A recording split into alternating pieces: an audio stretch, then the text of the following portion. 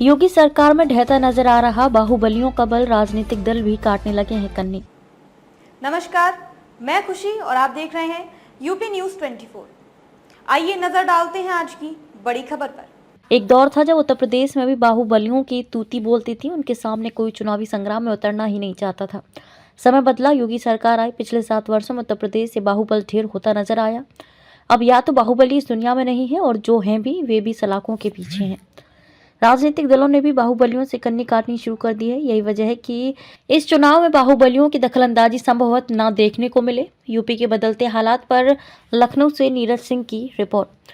पूर्वांचल की राजनीति में 1996 से 2017 तक लगातार 5 चुनावों में मऊ सदर सीट से विधायक बनने वाले मुख्तार अंसारी का दबदबा हुआ करता था। मऊ गाजीपुर के हर छोटे बड़े चुनाव में उसका दखल रहता था। वक्त बदला और अब मुख्तार बांदा जेल में अपने अपराधों का हिसाब भुगत रहा है। जौनपुर के एमपी एमएलए कोर्ट ने अपहरण रंगदारी के मामले में पूर्व सांसद धनंजय सिंह को 7 साल की सजा सुनाई है। 33 साल के आपराधिक इतिहास में पहली बार सजा मिलने के बाद धनंजय सिंह का राजनीतिक करियर संकट में है। सियासी हलके में ये कयास लगाई जा रही थी कि 2 बार विधायक और 1 बार सांसद रहे धनंजय सिंह इस लोकसभा चुनाव में एक बार फिर ताल ठोकेंगे, लेकिन अब ऐसा नहीं हो पाएगा। जौनपुर जिले के शाहगंज रेलवे स्टेशन स्थित जीआरपी थाने के 1985 के सिपाही हत्याकांड मामले में आजीवन कारावास की सजा पा चुके बसपा के पूर्व सांसद उमाकांत यादव भी चुनाव नहीं लड़ पाएंगे। 3 बार विधायक और 1 बार सांसद रहे उमाकांत यादव को 8 अगस्त 2022 को आजीवन कारावास की सजा सुनाई थी। इस बार लोकसभा चुनाव में आजमगढ़ में किसी बाहुबली का दखल नहीं होगा। यादव वोटों पर मजबूत पकड़ रखने वाले 4 बार के सांसद और 5 बार के विधायक बाहुबली नेता रमाकांत यादव फतेहगढ़ जेल में बंद हैं। इस बार चुनाव में उनका कोई प्रभाव नहीं रहेगा। आगरा जेल में बंद ज्ञानपुर के पूर्व विधायक विजय मिश्र का हत्या, लूट, अपहरण, दुष्कर्म, AK-47 की बरामदगी जैसे अपराधों से नाता रहा है।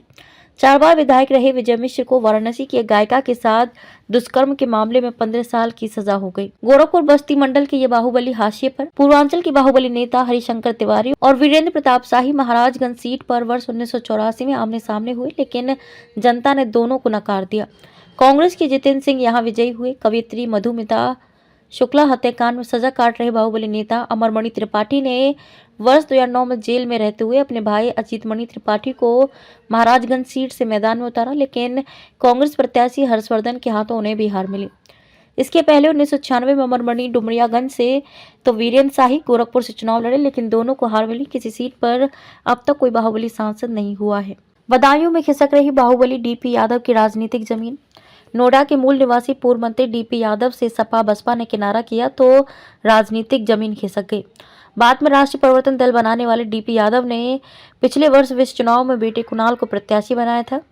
26,000 वोट पाकर वे चौथे स्थान पर थे। DP यादव पर हत्या के प्रयास, डकैती, अपहरण, गैंगस्टर जैसे 1 दर्जन से अधिक गंभीर मुकदमे थे। वर्ष 2007 में राष्ट्रीय परिवर्तन दल बनाया था। उस समय सहसवान से DP यादव और बसौली से उनकी पत्नी उमलेश यादव विधायक बनी थी। इसके बाद किसी सदन में जाने का मौका नहीं मिला। कानून के प्रहार से टूटने लगा राजनीतिक और अपराध का गठजोड़। कानपुर बुंदेलखंड में भी ऐसे कई बाहुबली रहे जो प्रत्यक्ष और अप्रत्यक्ष रूप से चुनाव में सक्रिय रहे।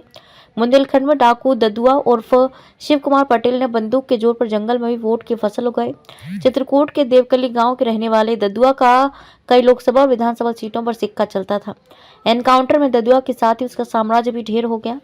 हमीरपुर के कुरारा गांव के रहने वाले अशोक चंदेल बाहुबल के दम पर 4 बार विधायक और 1 बार सांसद रहे। अशोक चंदेल इस समय एक ही परिवार के 5 लोगों की हत्या के मामले में आगरा जेल में उम्रकैद की सजा काट रहे हैं। खबरों में अब तक के लिए बस इतना ही। फिर होगी आपसे मुलाकात ऐसी ही एक और बड़ी खबर के साथ। तब तक के लिए नमस्कार और देखते रहिए यूपी न्यूज़ 24। ऐसे ही लेटेस्ट अपडेट्स पाने के लिए हमारे चैनल यूपी न्यूज़ 24 को सब्सक्राइब करें और बेल आइकन दबाना ना भूलें, जिससे आपको लेटेस्ट अपडेट्स का नोटिफिकेशन मिल जाए।